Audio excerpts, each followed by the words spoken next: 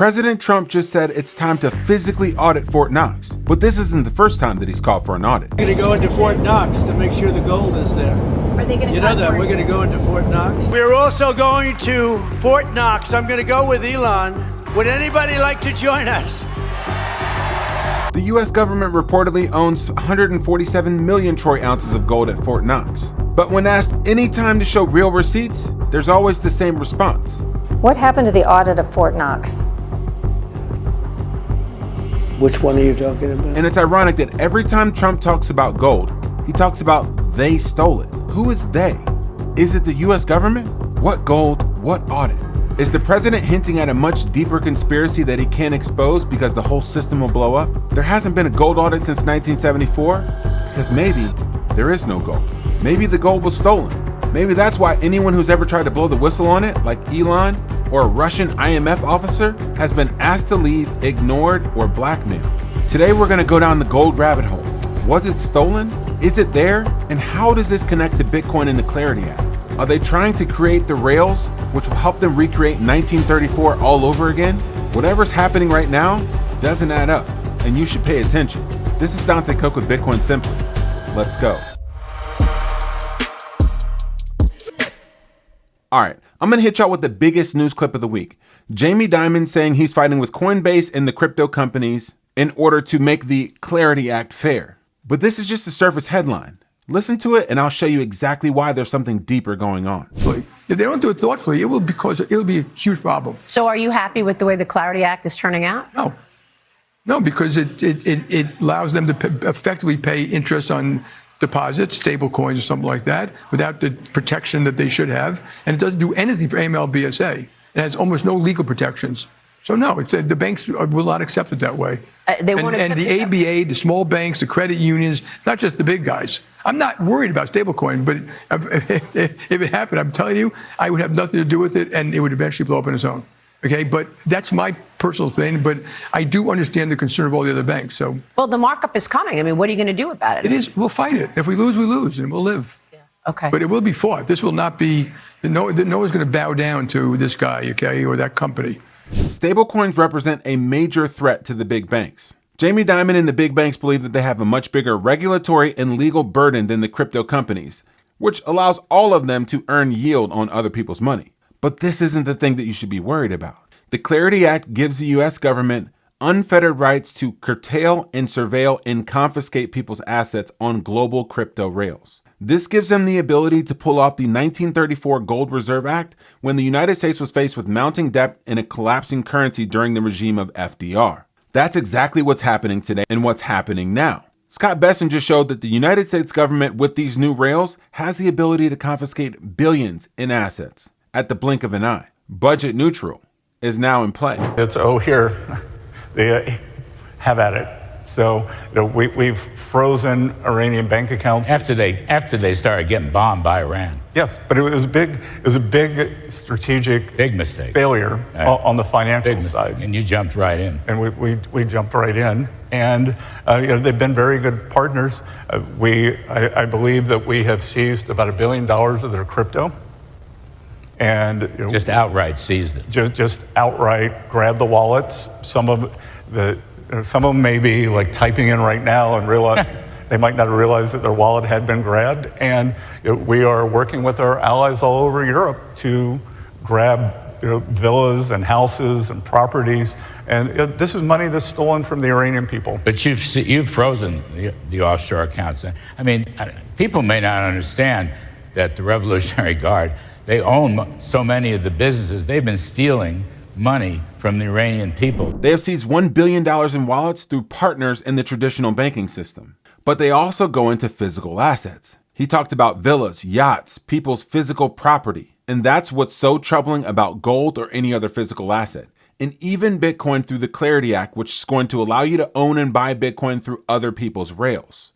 When you don't actually hold the physical keys to Bitcoin as a bearer asset, you are also likely to receive the same fate as these people in Iran or other people who do not go against the current regime and current policy of the United States government. The United States government confiscating someone's gold is what actually caused President Trump to come out and talk about gold needing to be physically audited at Fort Knox. The CIA arrested a former official in Northern Virginia for having 300 plus gold bars in his basement. But we'll get to that story later. We're going to go into Fort Knox to make sure the gold is there. Don't be totally surprised. We open the door, we'll say, there's nothing here. They stole this too. We're actually going to Fort Knox to see if the gold is there, because maybe somebody stole the gold. The thing I want us to focus on now is when every time Trump talks about gold or Fort Knox, he talks about they, and they stole it. Here's his most recent clip, giving the crowd what they want, but revealing that there's something kind of off. What happened to the audit of Fort Knox? Which one are you talking about? There was, I think when you first got into office, you and Elon Musk talked about auditing Well, the we gold wanted to make to go sure it's knock there. on the door, Fort Knox, very thick door, and to see whether or not we have any gold in there, because we'll take a look at it. It's a very interesting question, yeah. We played with that. I wonder if they left the gold in Fort Knox, because they steal a lot. No need to really do that, though? Well, I don't know. I think it's... I do want to go to Fort Knox sometime. I want to see if the gold is there, which I'm sure it will be. Every time he drops one of these, it sends the gold bugs in a frenzy. They come online talking about, well, if the gold was converted back then at the same rate that it's worth now and not $42 an ounce, well, gold's going to be worth $20K per gold bar. Here's the problem. If they valued gold at what it's truly worth today, around $4,500 or $600 an ounce, it would create a surplus for the United States government of about $600 billion. Here's the issue. We have $39 trillion in debt. This doesn't move the needle whatsoever. And it actually creates wealth for our biggest competitors and rivals who actually hold more physical gold that is physically audited more often than us. They've talked about bricks. So how does revaluing gold actually give the United States a competitive advantage? It doesn't. The problem isn't that it doesn't move the needle for the United States government. The problem is it's not there. We're actually going to Fort Knox to see if the gold is there, because maybe somebody stole the gold. Tons of gold. That's President Macron of France, smirking and laughing with Donald Trump. It's because he knows the gold wasn't there and it was never there. Go back to 1965, when Charles de Gaulle was the president of France. Their currency was collapsing, and post-World War II, they needed a way to stabilize the currency. So they called the United States, the bank at the time, saying, we need to actually exchange our physical gold for dollars or for more assets to protect our currency. So he sent the French Navy across the Atlantic Ocean in one of the first acts of global theater, in which there was actually, quote unquote, gold bars that were delivered to France. But no one actually knows. No one actually saw. Several other countries followed. And this is what many people believe caused the run that created 1971, in which Nixon broke the peg between the US dollar and gold. It's funny, everyone after that who's ever said that the gold wasn't there has been blackmailed or ignored. One of the most recent findings of this was in the Epstein emails. In an email in 2010 or 2011, there was a guy from the Russian IMF chief at the time who came out and exposed, potentially, that there was no gold in the Fort Knox vaults. And after that, he was blackmailed for different crimes that he committed that were acts related to, all of the acts with Epstein, Jamie Dimon's banker. And so when you see this news story right here, you have to wonder, with all of the US government dealings and Secret Service agencies and all of these other people, is there something going on with gold in the deep state? Former CIA senior officer is accused of secretly stashing 300 gold bars in his house that he brushed off as work-related expenses, according to court documents, and two people familiar with his employment history. Julia Ainsley is joining us now with this exclusive reporting. Sorry, Julia. What? I know. Hallie, when I first heard this tip, I didn't think it was real. And then the court documents spelled out that there was a man who was an employee of a government agency that was found with $40 million worth of gold bars in his home. If you're wondering how many gold bars that is, the court document says it's about 308. What my team here at NBC News, Dan DeLuce and Gary Grumbach, and I found is that that man was not just an employee of any agency. He was a high-level official with top secret clearance in the CIA, and that he not only lied about what he was doing with this money, but that allegedly he also lied about his background, said that he graduated from a college he did not attend, that he went to a graduate school he did not attend, and that he had a pilot's license that the FAA said he did not have. So he was arrested last week, and he is now in detention facing these charges of lying about his background and perhaps unknowingly embezzling American taxpayers' money. I want to read you a statement we just got in from the CIA saying that after a CIA internal investigation identified potential violations of the law, CIA Director John Ratcliffe referred the information to the FBI for a law enforcement investigation. The FBI is working closely with our partners at the CIA and the Department of Justice as we continue to investigate this matter fully. So, Hallie, we will be staying on this, but what this looks like is that this was someone who was given currency. He was even paid in cash and watches that he said needed to be used in order to pay for operations that he was in charge of.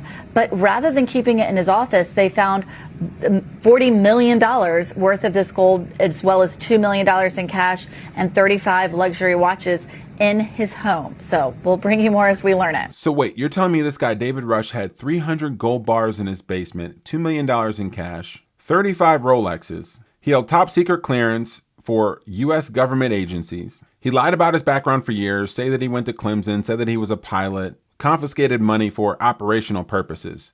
So somehow he was able to lie to these United States government agencies for years while he was also lying to other people.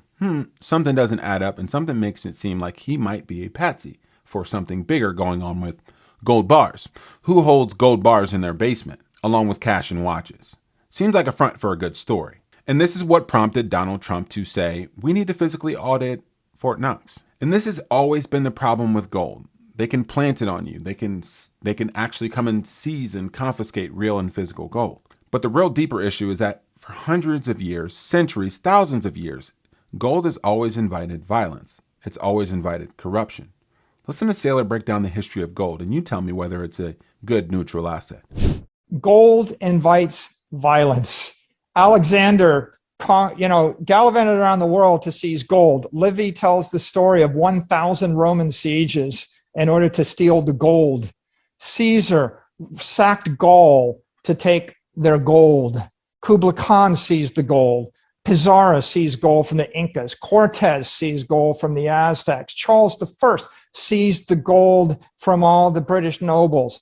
The Prussians seized gold from the French in 1871. In World War I, everybody seized the gold. Lenin seized gold from the church in 1922. Roosevelt seized everybody's gold in 1933. Stalin seized the gold of the Spaniards in 1936. Churchill took everybody's gold in 1940 at the onset of the war.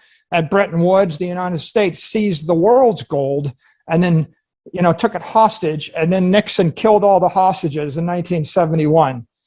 Physical assets always invite physical violence. And that's why Bitcoin is the ultimate asset. It allows you to be a bearer asset, which is fully physical, but also fully digital at the same time, if you hold the keys. Committing an act of violence against someone with Bitcoin doesn't actually guarantee that the Bitcoin will be yours. And not only that, the greatest investors of all time realized that Bitcoin solved for something that gold cannot. Bitcoin is actually finite and scarce. Bitcoin is unequivocally the best inflation hedge that there is, more than gold, because Bitcoin is finite. There's only so much Bitcoin that can be mined. That's Paul Tudor Jones, one of the greatest investors of all time. And he knows that Bitcoin is finite. There's 21 million. There will never be more, even if there's more demand. And that's why it's unequivocally the greatest hedge against inflation. Because as the dollar continues to collapse, well, the demand for Bitcoin will continue to go up, but there will not be more Bitcoin. And that's why Larry Lepard, in his book, The Big Print, talks about when they print, Bitcoin is going to outpace everything, even gold. One other thing I will say about Bitcoin that I think people don't understand, and this is part of the innovation that's really important. Think about Bitcoin's a commodity, right? The SEC said it's a commodity. It is a commodity. One coin's the same as the next. Okay, fine. Every commodity in the world, if you increase its price, the supply goes up. If gold went to 10,000 tomorrow, we'd mine more gold. If corn went up, if oil went to $300 a barrel, we'd drill for more oil. You would get more, higher price, you would get more. No matter where the price of Bitcoin goes, the issuance schedule is set. There's not going to be any more. It comes out, every block is, 6.25 coins right now, soon to be half of that. So, that's unique. And as a result of that, the world has never seen anything that really kind of looks like this, which is why, Ronnie Stofferly had a great chart on it. Showed, Bitcoin from inception has grown at 145% compound annually. and it's got a lower Sharpe ratio than any other asset. I mean, this is an amazing beast. It really is. And so I, look, but it's volatile, and to some it's scary, and I get all of that. But, I've long contended that anybody who has zero of this is really, really missing the most asymmetric bet that I've ever seen in 40 plus years of trying to make asymmetric bets. Right. So the process is simple. The dollar will be devalued. When you look at this dollar chart that's famous online, when you go all the way back to 1907 to the day currently, what you see is all these geopolitical events, all of these wars, all of these crises were around a single thing and a single theme. Something related to the protection of a collapsing fiat currency. The main one for the past 120 years has been the United States dollar. And ultimately, this story with gold is about a shiny rock meant to distract us from the real thing. When you can manipulate the currency, you manipulate the time, energy, and effort and store value that everyone puts their time, money, and energy into. And gold and this Fort Knox debate and story will continue to pull people in every single time. It's the great mystery to distract us from the real issue. This is a letter from Rand Paul in 2025 as a United States Senator requesting an audit of Fort Knox. He wants to do his job and his duty as a United States Senator to account for how people's taxpayer dollars are being used, and therefore asking for an audit of Fort Knox, because ultimately it is the United States taxpayers' money. Yeah, but his dad, Ron, had also been requesting the same thing for 30 years. For far too long, the United States government has been less than transparent in releasing information relating to its gold holdings. Not surprisingly, this secrecy has given rise to a number of theories about the gold at Fort Knox and other depositories. Some people speculate that the gold has been involved in gold swaps with foreign governments or bullion banks. Others believe that the gold has secretly been shipped out of Fort Knox and sold. And still others believe that the bars at Fort Knox are actually gold-plated tungsten. Historically, the Treasury and the Mint have dismissed these theories rather than addressing these concerns with substantive rebuttals. No one from Congress has been allowed to view the gold at Fort Knox in nearly 40 years. Recent photographs of gold holdings seem to be hard to come by, and the Mint and the Inspector General's audit statements contain only the bare minimum of information. Because the government has for so long refused to provide substantive information on its gold holdings, it is not surprising that so much confusion abounds, both within and without the government. The difference between custody and ownership, questions about the responsibility for U.S. gold held at the New York Fed, and the issue of which division at Treasury is ultimately responsible for the gold reserves are just some of the questions that have come up during the research for this hearing. In a way, it seems as though someone decided to lock up the gold, put the key in a desk somewhere, and walk off without telling anyone anything. Only during the preparation for this hearing was my office informed that the Mint has in fact conducted assays of statistically representative samples of gold bars, and we were provided with a sample assay report. This type of information should be reported or at least tabulated and published so that the public knows exactly how many bars of gold exist, what their fineness is, and whether they are encumbered in any way through loans or swaps. While various agencies concerned have been very accommodating to my staff in attempting to shed some light on this issue, it should not require the introduction of legislation or a congressional hearing to gain access to this information. This information should be published and available to the American people. This gold belongs to the people, especially since much of it was forcibly taken from them in the 1930s, and the government owes it to the people to provide them with the details of these holdings. We would greatly benefit from a full, accurate inventory audit and assay with detailed explanations of who owns the gold and who is responsible for ownership, custody, and auditing. While the Mint and the Inspector General trust the accuracy of the audits performed between 1975 and 1986, this still means that at least two-thirds of the gold reserves were last audited over a quarter century ago. Surely a full audit every 25 years is not too much to ask. If you listen to this, you'll hear the same questions as today. Who owns the gold? Who's responsible? Isn't it the property of the United States taxpayer? People have wanted to know for the last 70 years because the last physical audit of gold happened in the early 1950s, before Elvis Presley ever made a single record. The last inspection of gold happened in 1974 when there were congressmen who said that they actually saw the gold in the vault. There is no gold. because gold was converted into a trust me bro asset, with paper assets built on top of physical gold that didn't need to be physically verified or audited at any regular frequency. You owe me this much gold, I owe you this much gold. But no gold was ever exchanged because the physical costs and demands for moving gold, for securing gold. And that's why if the Clarity Act passes, you're not going to have to worry about stablecoin yields, and that's not the big battle. The big battle is the paper market built on top of a real physical asset that allows it to be manipulated, confiscated, stolen, and lied about for centuries, which is what's been happening with gold. Your Bitcoin, through the Clarity Act rails, if it's not a physical Bitcoin where you own the keys, will be used to support the efforts of the United States. With Bitcoin, there cannot be a digital Fort Knox because every transaction can be verified, seen, and audited. That's what makes it dangerous. Know what you own and know what you don't. Know what's there and look at it 24/7.